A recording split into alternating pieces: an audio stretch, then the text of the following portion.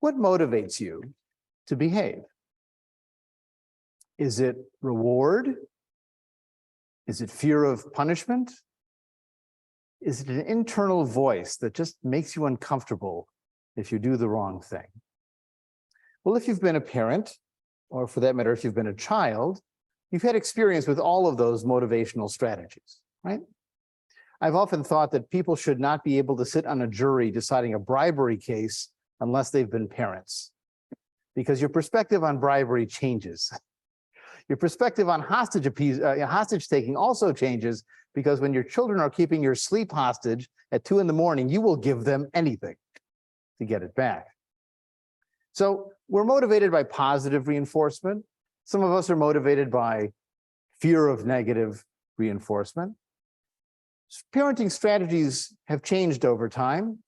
You know, spare the rod, spoil the child was taken very literally for a long time. And you had corporal punishment even in public schools, let alone what parents chose to do at home.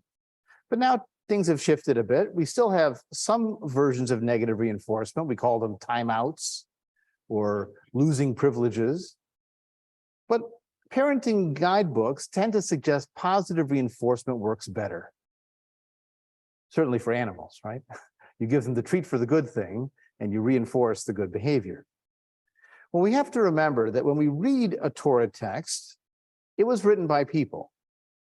And they're talking about the dynamics that they experienced in their own lives. And my guess is many of them had been children and many of them had been parents, and they had experienced that dynamic of reward and punishment and incentive and backsliding and stubbornness that everyone goes through. And so when they try to imagine the relationship between the God who's telling the people what to do, it becomes a parent and a child dynamic. And we see both reward and punishment, an appeal to conscience, but more often an appeal to fear in that pre-modern model of how to be a parent. So we're going to be turning to look at this Torah portion called Eikev, which is in the beginning part of Deuteronomy. Remember, Deuteronomy is the last of the 5 books in the Torah. It represents Moses's farewell speech, where he sums up his whole career. It's like a retirement event. I don't know if he got a gold watch or not, but it's a retirement event where he sums up his career, reminds them of everything that's happened, and gives them their last marching orders of what to do and how to do it. But this Torah portion I find fascinating because it really challenges what modern religion has tended to do when they look at the Torah. Because our values are very different from the values of the world that created this. Remember, our perspective is that this was written by people, okay? Reflecting their dynamics, their values. It was written most likely after the destruction of Jerusalem, or after at least the destruction of the northern kingdom of Israel, sometime in that window between 700 and 500, written, edited, and thought through as a response to disaster. So if you're thinking of a world where the parent punishes and you experience disaster, you might connect the dots and assume you did something wrong. You see, if there's a disaster and the parent punishes, then we must have done something wrong to cause the punishment that we experienced. And so all of the reading of history or the projection back of the warnings that were given before the disaster is through that lens of experience, of feeling suffering and assuming it was your fault. Now, what's raised in this passage in 2 fascinating ways are 2 questions. One, what do you mean by God? Because God is a character in the story, for sure, but it's become one of the more flexible words in the English language, almost like the word freedom, right? People use freedom to mean lots of different things. But God in American discourse and in liberal religious discourse means many different things as well. It could mean love. It could mean the force for good. It could be a universal spirit, an aura, a first cause before the Big Bang. The challenge with all those redefinitions, and I don't begrudge anybody conceiving of the universe or their feelings in it in their own way, but the challenge with that redefinition is when you go back to these texts and you try to sort of back insert those definitions into these stories, it doesn't necessarily work, because in these stories, the God is a ruler, the God is a parent, the God is a lawgiver. This God is a punisher. The God that is love, the God is the aura, it doesn't punish, doesn't give you laws you must follow. So that's where that back application of the God concept becomes more challenging. I mean, you can ask even a very basic question to somebody. Does God cause suffering? Even if it's a fair punishment, it's still the God who's causing the suffering. Maybe he thinks it's good for you or whatever, but it doesn't matter. Does God cause suffering? Or does a God just allow it to happen on its own? Or is God unable to intervene and helps you get through the challenges? These are all options that you'll see presented in modern Jewish theology, but each of them has their challenges when we look at the literal meaning of the text in the Torah. And the other challenge is the opposite side of that same coin, not just what is God, but what do we mean by humanism? We call ourselves a humanistic Jewish congregation. We focus on human power, human responsibility, what people can do. And in some ways, our emphasis of human power is an emancipation from divine authority. We don't need someone else or something else telling us how to live our lives or how to be good or how to connect with each other. And we certainly don't need other people who represent some supernatural being, AKA clergy, telling us what to do. Now, I realize the irony of myself as a rabbi telling you don't need rabbis to tell you what to do. But I'm a different kind of rabbi. I don't claim to represent supernatural authority. I'm representing my own knowledge and experience. Now, there are some out there who might call themselves religious humanists. They believe in God plus human action. They sometimes call it a partnership theology, where God encourages, God gives you guidelines and recommendations, and then people have to act in the world. And sometimes God, might give them a little encouragement or minimal intervention, but not parting the Red Sea or something on a huge scale. Our approach, though, is more accurately described as a kind of secular humanism, where it's just people. And if we are all that there is, then if there is to be reward or punishment, it's up to us to make it happen. So the last thing I wanted to say is, at the outset, before we dive into the text itself, is that this passage is premised on a concept in the Hebrew Bible called a covenant. Now, the Hebrew word for covenant is, anyone happen to know? Brit. Brit is a covenant. In Yiddish, you would pronounce it bris. So a bris as an event is actually a bris milah. It's the covenant of circumcision. Believe it or not, circumcision makes an appearance in this passage too, in an interesting way. But a covenant is an agreement between usually a divine figure and human beings. It could be a covenant with one person. Abraham makes a covenant with God, and God makes a covenant with Abraham. Or it could be with a group of people or a nation of people. In this case, it's with the Hebrew people as a whole that a covenant was made. But a covenant implies some enforcement, right? Ways to make this agreement valid. You could do it by incentives.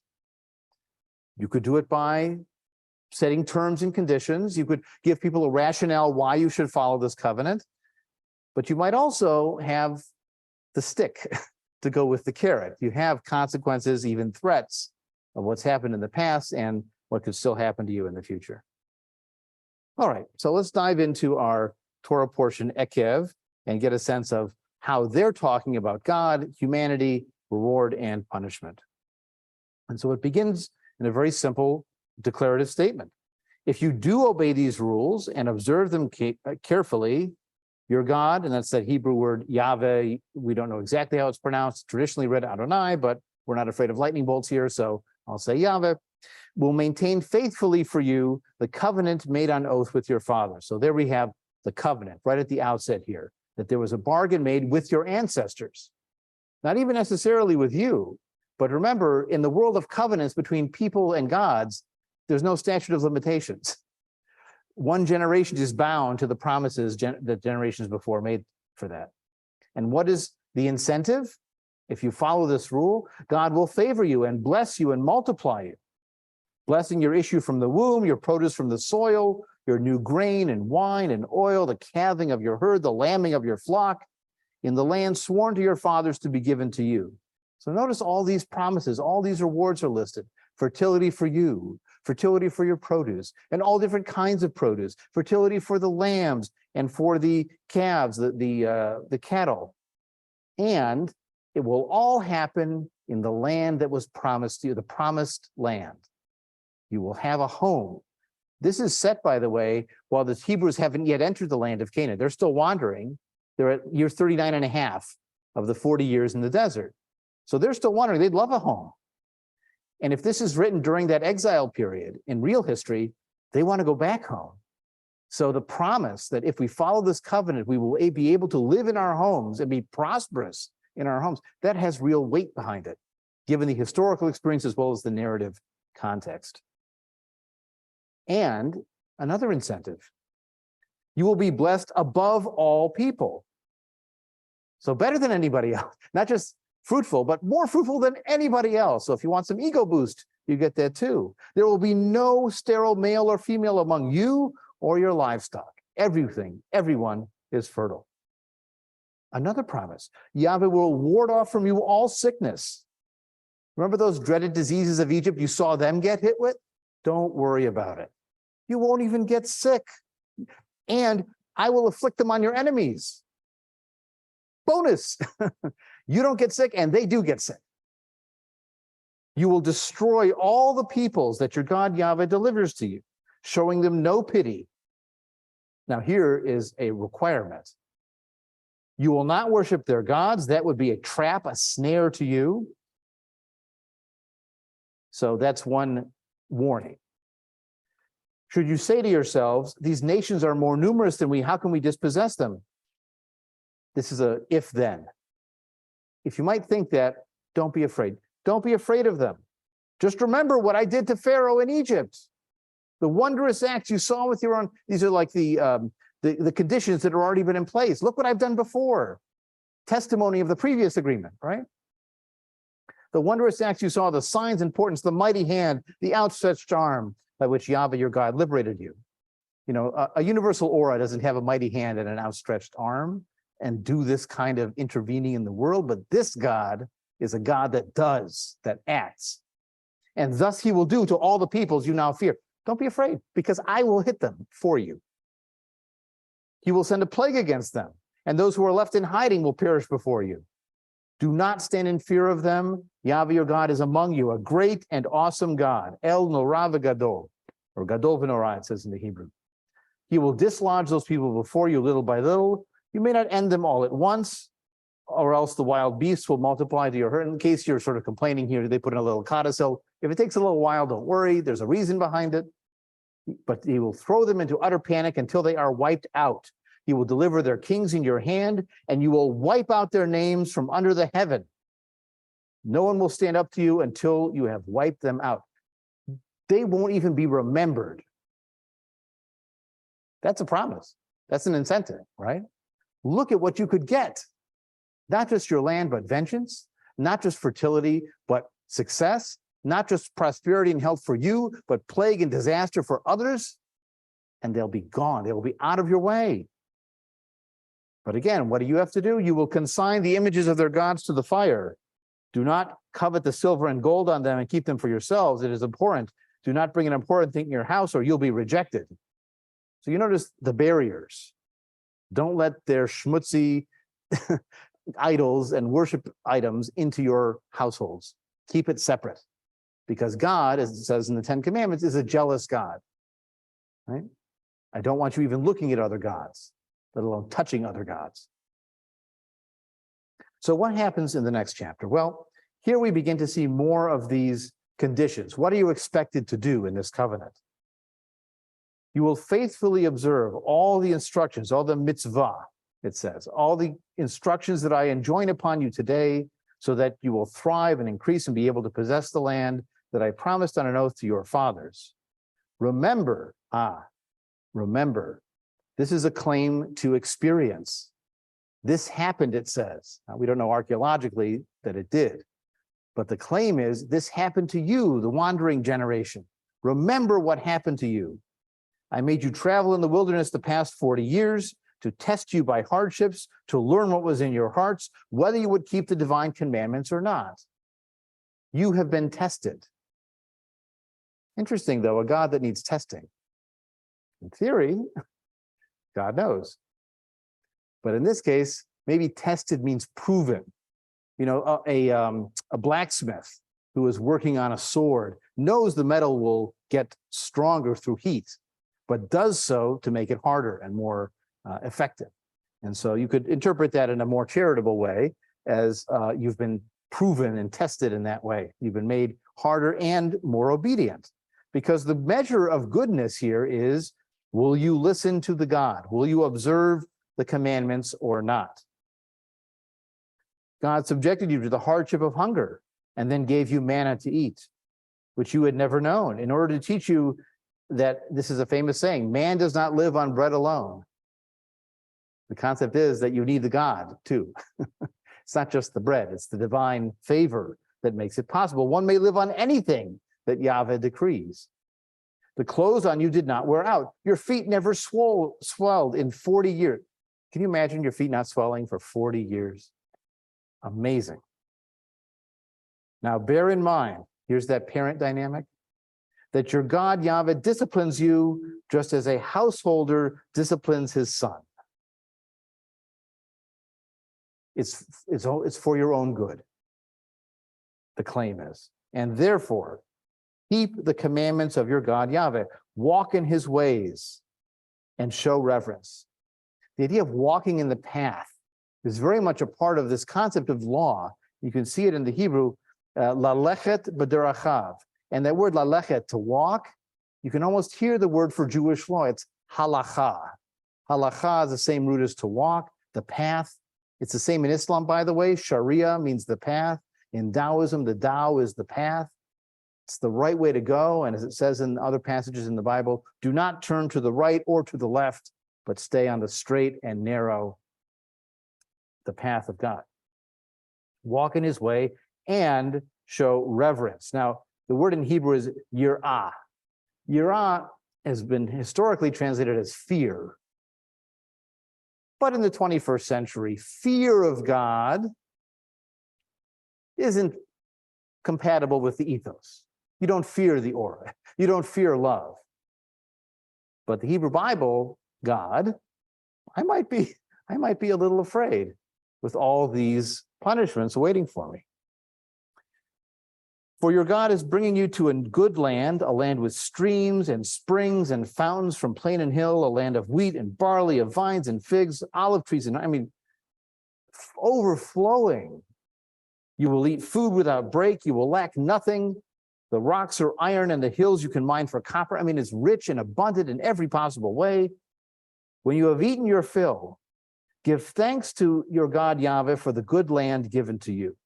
This, by the way, is the origin of a ritual called Birkat HaMazon, that when you have a meal, you do a blessing after the meal, because the thought is, thank the God who made the meal. I prefer to thank the person who made the meal, but that's my preference. Take care, lest you forget your God Yahweh and fail to keep the divine commandments. This is the flip side. If you break that covenant, the covenant is, I'll do all these wonderful things for you if you follow the rules. But if you don't follow the rules, and you enjoy all the good things, you've eaten your fill, you've built fine houses to live in, your herds and flocks have multiplied, your silver and gold has increased, beware, lest your heart grow haughty and you forget your God Yahweh, who freed you from Egypt way back when. Don't get uppity. Don't think that you did it by yourself. Yahweh did all these things. This is, again, the Moses review of God's greatest hits, I think. Through the great and terrible wilderness with its seraph serpents and scorpions, a parched land with no water in it, and who brought forth water from the rock when Moses strikes the rock and the water flows, who fed you in the wilderness to test you by hardships to benefit you in the end. Don't say to yourselves, my own power and the might of my own hands have won this wealth for me.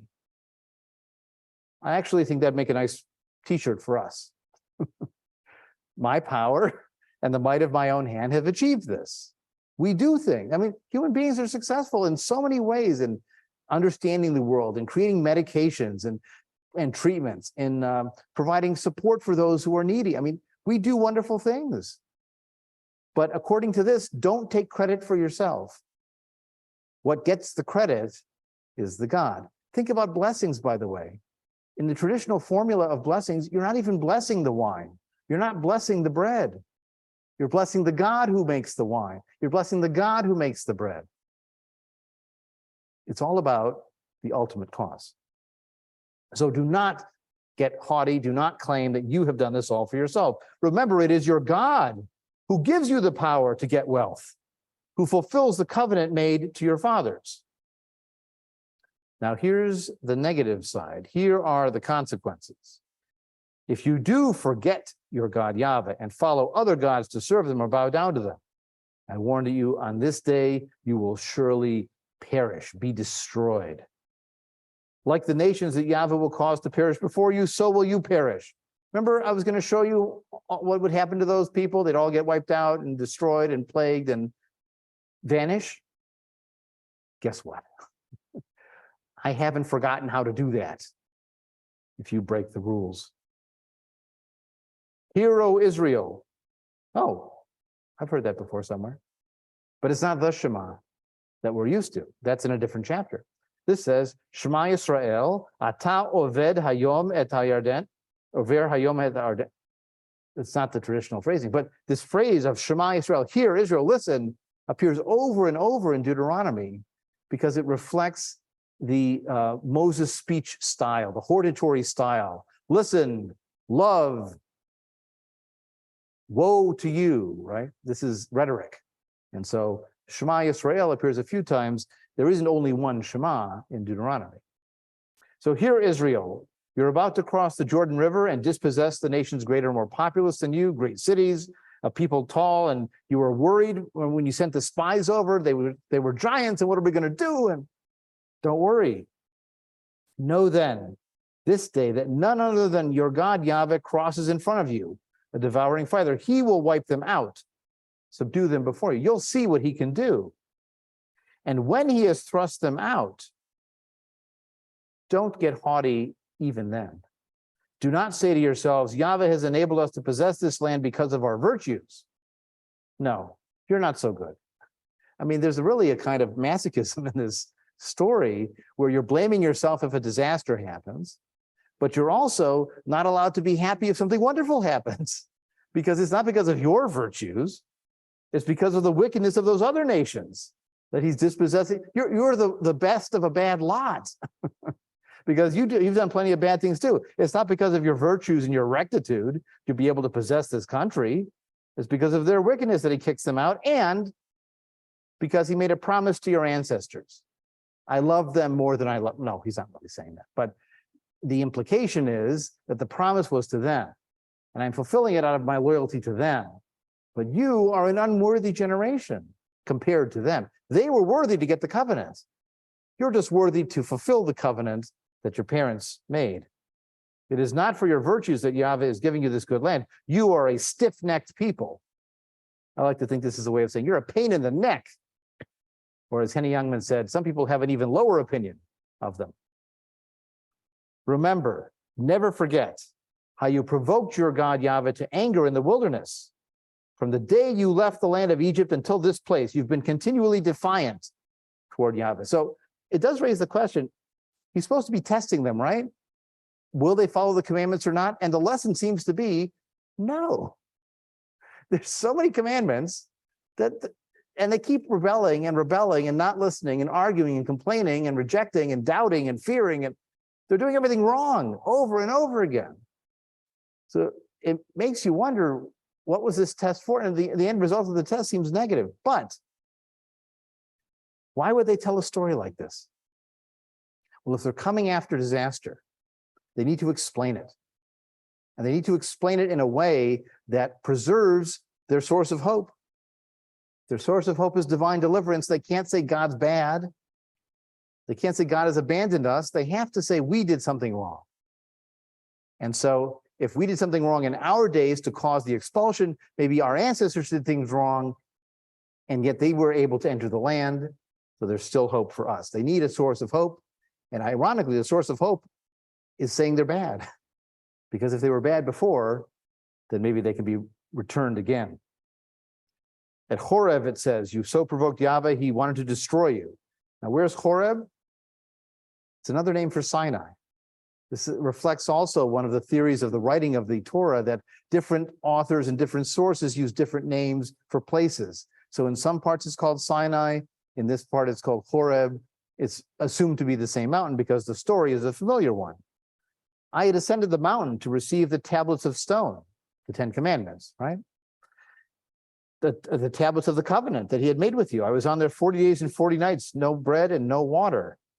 He made 2 tablets of stone inscribed with the finger of God, with the exact words that he'd given you, and the mountain out of fire. And so we got the 2 tablets, and then Yahweh said, go down from here at once. The people that you brought out of Egypt have acted wickedly. They've strayed from the path I commanded them. They've made themselves a molten image.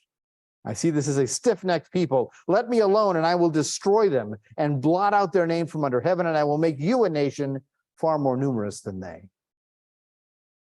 You hear the parent dynamic there, by the way? Do you see what your children have done? You see what your son has done? Well, Moses, in many ways, is God's anger management therapist. He needs to address the upset, but also preserve the relationship and, most importantly, stop him from killing everybody. Moses doesn't want to be a new Noah and start over and create a whole nation out of himself. This is the people that he's been told to leave. But notice how much this reflects the human experience. Have you been frustrated enough with somebody to feel like this? Have you needed someone to intervene and give you the time out or give you space to calm down? I mean, a God that gets frustrated, a God that loses his patience. Again, this is not the God of love that you imagine in the modern theology, but this is the God of tribalism that's been promoted to a larger role, as we'll see.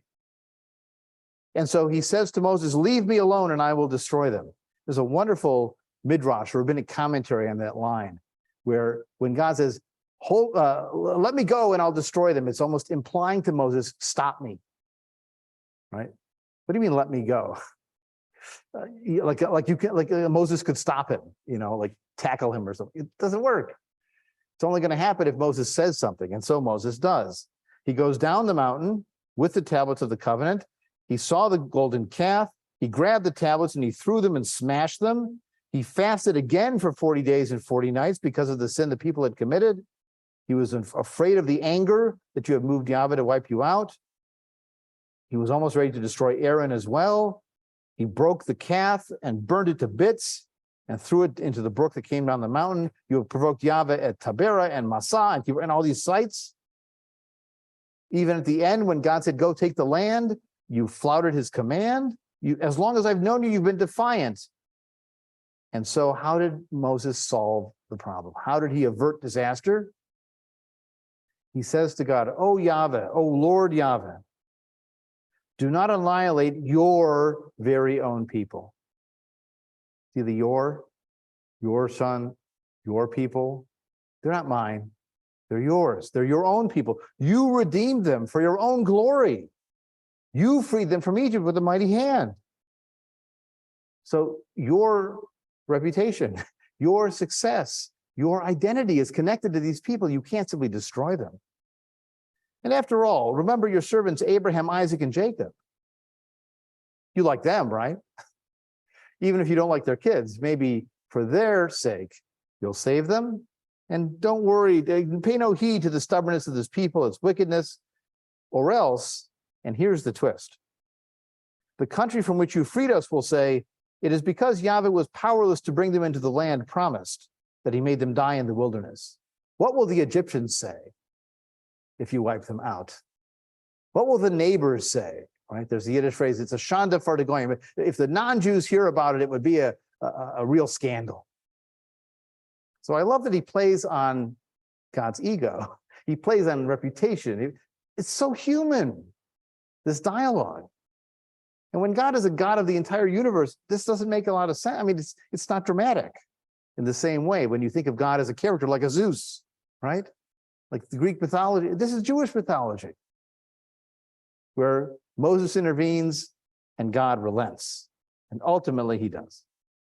And so Yahweh said, carve out 2 more stones like the previous ones, make an ark of wood, and I'll preserve those commandments there. And so they were able to move forward. They even assigned the tribe of Levi, the tribe from which Moses comes, to be the attendees of that ark. Moses goes on the mountain another 40 days and 40 nights, and finally he resumes the march forward. And so, in a summation here in 10 verse 12, and now Israel, what does Yahweh demand of you? So what do you have to do in the end of the day? Only this: revere Yahweh your God. Again, the Hebrew is yireh, so fear, revere Yahweh your God. Walk only in divine paths. You've got the divine path.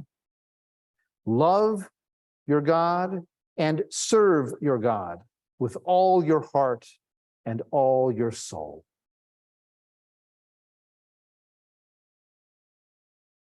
What does it mean to serve a God with all your heart and all your soul? You think about it all day, all night. Perhaps, as Rabbi Eikev said, it means I'm willing to die for God, not just live for God. There's a story when he was dying in the terrible martyrdom under the Roman occupation, that he was happy at the end because he said, now I can finally fulfill this commandment to love God with all my heart and all my soul if I'm willing to do what they call a kiddush Hashem, a sanctification of the divine name by dying for my faith. Do secular people have martyrs? Maybe for the cause, for the initiative, for the nation, right? We have our martyrdom too. But religious martyrdom is seen as an ideal if you're loving your God with all your soul. But there's another challenge here. Can you command love? It doesn't work in divorce counseling. It doesn't work in shotgun weddings. It doesn't work in dysfunctional parenting dynamics. You can't command love, and yet this is one of the commandments. In rabbinic thought, there were 613 commandments in the Torah, but some of them are commandments like these: love your God, fear your God. How can you command emotion? Maybe you can try to cultivate it in yourself through experience, but commanding it seems to be an impossible task. But maybe that's the key, you see. If some of the commandments are impossible, and then something bad happens, I must not have loved God enough. I must not have feared God enough. And so in the ultra-Orthodox world, they've actually increased the length of the skirt and the length of the sleeve after the Holocaust, because they must have not been following the laws enough if something terrible happened. There's even cases where they've gone into Photoshop and changed the length of the sleeves on the rabbis' wives from pictures in the 1920s when they had short sleeves. And they've added long sleeves to match the contemporary values because their interpretation of history has changed even their understanding of their past. Keep Yahweh's commandments and laws for your good. The heavens and the uttermost reaches belong to your God, the earth and everything on it. You see, this God is a tribal God. He's chosen one people. He's given them a set of laws. He has one shrine in Jerusalem. He has one holy tribe to carry his ark. But after this exile, they've decided to promote him.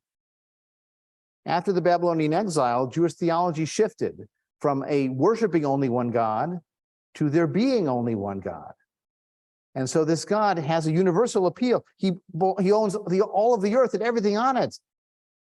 But he's still very tribal in that he's chosen one people and he speaks in one language and he has a favorite home in Jerusalem. It's the complex inheritance of the tribal God to a monotheistic system that leads these contradictions.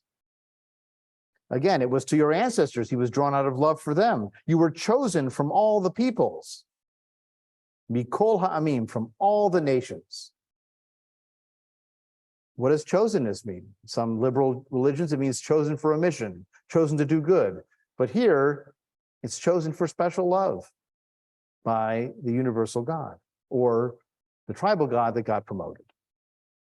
And here's that line: cut away, therefore, the foreskin of your hearts and stiffen your necks no more. So here's the circumcision, right? Except it's not the foreskin of the flesh. It's the foreskin of your heart, your stubbornness, your resistance, your unwillingness to submit. You know what Muslim means? But Islam means submission, following the will of the God.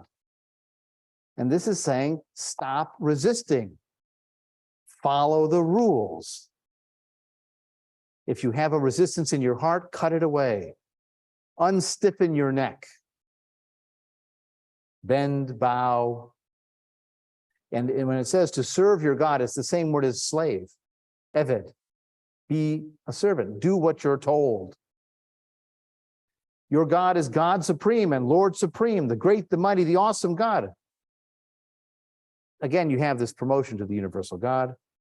But this God does do good, upholds the cause of the fatherless and the widow, befriends the stranger, and provides food and clothing. You see, we have the two extremes here, the chosenness, and then verse 19. Ve'ahavtem et hager, ki gerim heitem be'eretz Mitzrayim. You will love the stranger, the foreigner, because you were foreigners and strangers in the land of Egypt.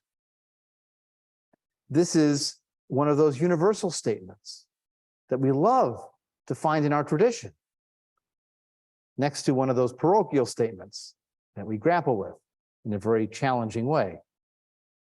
You even also here get this challenge of interpretation. That circumcise the foreskin of your heart, by the way, shows up in the New Testament as well. It's one of the arguments made for why you don't need to follow the physical circumcision anymore. As Saul/Paul is trying to spread the message of Jesus, and one of the barriers he runs into is men who aren't willing to circumcise themselves to be part of this covenant. In fact, the word for the New Testament, when they translate it into Hebrew, is the Brit Chadashah, the new covenant. So the idea in the Gospels and in Paul's epistle, where this shows up, he says, you don't need to circumcise the flesh, because even in Deuteronomy it says, circumcise the foreskin of your heart. It's metaphorical. Remove the barriers, because they're not doing heart surgery in this time. This is metaphorical. Now, for Hebrews, for Jews, for rabbis, this is metaphorical, but the physical is still required. It's non-optional. The same thing appears in this line, because here it says, love the stranger because you were strangers. But in rabbinic thought, ger is sometimes understood to be a convert, someone who has become Jewish. So, love the convert because you were converts in Egypt? No, well, this is a case where they want to have an open door in some ways to welcome in the convert, but not make it a universal love any stranger, any alien, no matter who they are. It has taken a universal message and made it more parochial, which may be a function of the time and place in which the rabbis were living under persecution. But this is how, again, what does God mean? What does humanism mean? These same texts can mean very different things to different readers. Again, the command to love your God, only worship your God. And now we have another love command. Ve'ahavta et Yahweh Elohecha. You will love Yahweh your God. You will always keep his commandments, his rules, and his laws. Think that it was not your children today that experienced this. It was you yourselves that saw all these things. Again, a summary of all the wonderful deeds that Yahweh has done in this narrative, what he did to Dathan and Abiram, who rebelled, and they got swallowed by the earth. You, the Exodus generation, you saw this with all of your eyes, all these marvelous deeds, and therefore keep all the instruction I command on you this day, so that you will be able to enter the land and possess it and live long on there. This is the promise. If you follow these rules, you'll have a home and you can stay there. The land you're about to enter is so wonderful, a land of milk and honey. It's perfect. It's the land that Yahweh looks after. He will always keep an eye on it. And so if you obey these commandments, again, with all your heart and all your soul, you hear that rhetoric, that motivational speaking. I will give you the rain in your land, for your land in season, the early rain and the late. This, by the way, is part of the Shema that's recited, not just the one-liner, but the second and third paragraphs that are part of the traditional Shema. This passage is it. It's included in that because it's part of that covenant, that promise. To get rain in its season, as long as you're not lured away to serve other gods, that will be bad.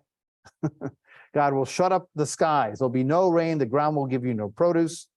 And so impress these words upon your very heart. Bind them as a sign on your hand and let them serve as a symbol on your forehead. Recognize that? That's what's called tefillin, the boxes that are wrapped on the arm and put on the. It's taken very literally. Although it says, put these words on your heart. They don't tattoo them or wear them there necessarily.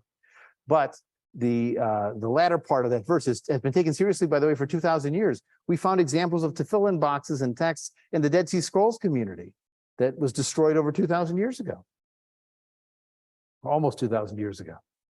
And so what do you do with these words? You bind them as a sign on your head, a symbol on your forehead, and you teach them to your children, reciting them when you stay at home and when you are away, when you lie down and when you get up. Does it sound familiar? We just read the version of this, right, in our service, where Marcia Falk took that idea of say these words, put them as a sign, say them when you get up and when you go down and when you walk on your way. Her words were different. They were talking about justice and peace and compassion.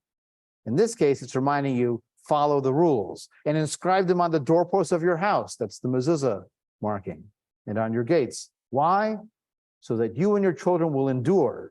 Because if you don't do this, watch out. As long as there is a heaven over earth, you will endure and last. If you faithfully keep all this instruction, walk in God's ways, hold fast to God, I will dislodge the nations before you. Everywhere your foot treads will be yours, all the way from the Lebanon and the wilderness to the Western Sea to the Euphrates. That's up in Syria. I mean, this is the greater Israel vision here. No one will be able to stand up to you, and you'll conquer the whole thing. That's the promise. Well, do we believe this promise? Some Jews do. They're the ones that want this greater Israel, that imagine an expanded territory, that it's all been the promised land. And they're the ones that feel like they're following the laws to the T, to the nth degree. And so they feel they're entitled to do this. And they fear that if they don't follow these rules, they will suffer. There will be disaster. Because they've seen a Holocaust. They've seen the expulsion from many, many countries and the destruction of Jewish life, and they've always blamed themselves in this dynamic of reward and punishment, where punishment means I deserve it. Now, a humanistic take on suffering is very different. For us, suffering is a sign that something is wrong. There's no virtue to suffering. You can make the best of it, you can learn from it, but there's no inherent positive to feeling pain. At the same time, for us, it's not cosmic punishment. It is not your fault when something bad happens. Maybe it is sometimes, but many times it's not, because life happens. It's part of the human condition. And if suffering is part of the human condition, then it's something that we have to address. We can address and we must address for human thriving. And so to conclude, I want to share a passage by Sherwin Wine, one of our founding thinkers, that talks about the concept of justice. Life is unfair. The fates do not give us what we really deserve. The good die young, the wicked prosper. Aging and death confront us at the very time that we are best able to enjoy the fruits of our labor. Life is unfair. Destiny is less generous than it ought to be. The summer is too short. The winter is too long. Floods, drought, and disease arrive as uninvited guests. When we think that we are finally in control of our lives, some unwelcome surprise reminds us that we are not. Life is unfair. The righteous often look so plain, and the wicked seem so attractive. Healthy discipline is hard, and harmful pleasure is seductive. Appearances are deceiving. So the message is clear. Since life is unfair, since the fates are unjust, we have to make up for it. We have to bring some order into this moral chaos. In defiance of an uncaring destiny, we shall strive to be fair. In the face of an indifferent universe, we shall work to be just. So whether you see yourself as a good person by reward or punishment, by internal motivation or social pressure, or by simply a sense of conscience and your experience that doing what's good for others is often good for you too, spiritually, emotionally, and practically in a society where we rely on each other, whatever your motivation may be, know that we have to do. We can't just hope. Humanistic views are sometimes asked, well, if you don't pray, what do you do? And the answer is, we do.